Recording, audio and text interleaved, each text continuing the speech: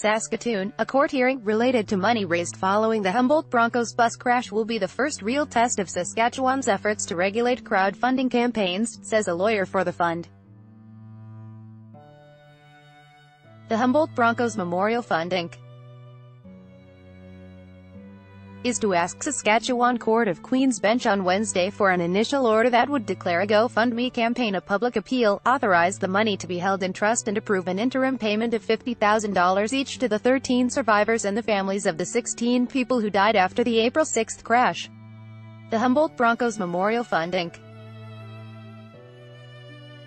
will ask the Saskatchewan Court of Queen's Bench for an initial order Wednesday that would declare a GoFundMe campaign a public appeal, authorize the money to be held in trust and approve an interim payment of $50,000 each to the 13 survivors and the families of the 16 people who died after the April 6 crash. Jonathan Hayward, the Canadian Press file photo. The GoFundMe campaign raised $15.2 million in donations from all over the world.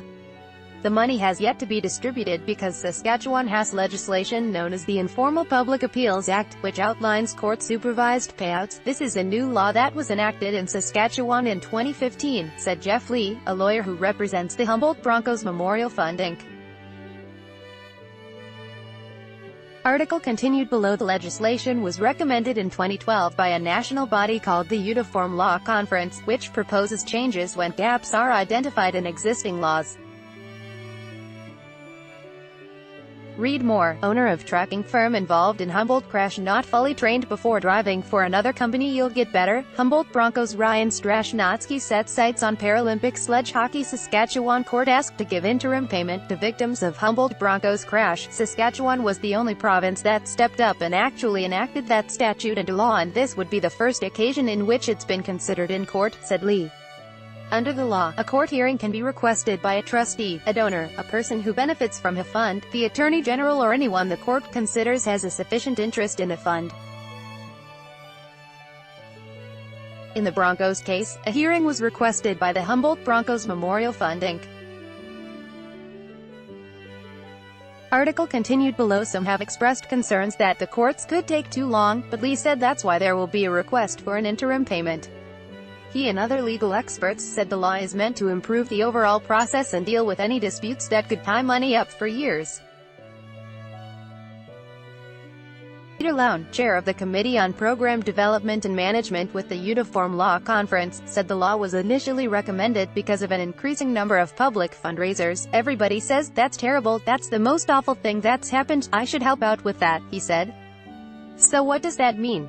How are they going to be helped? Is there a differential for survivors and non-survivors or families? What can it be used for? How much of it can be used? Somebody has to take responsibility for doing all of that.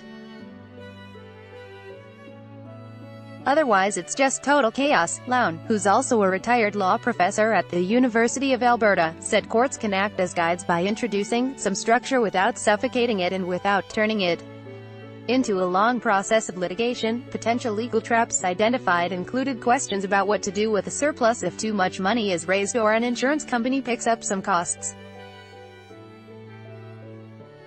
The Saskatchewan law also offers legal protection to people who spearhead fundraisers. As part of the initial order Wednesday, the court will be asked to approve a committee to determine how the rest of the Broncos GoFundMe money is to be distributed.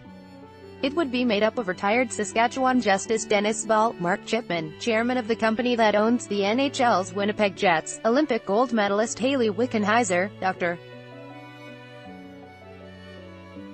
Peter Spafford, who's in charge of head and neck surgery at the University of Saskatchewan's College of Medicine, and Kevin Cameron, executive director of the Canadian Centre for Threat Assessment and Trauma Response.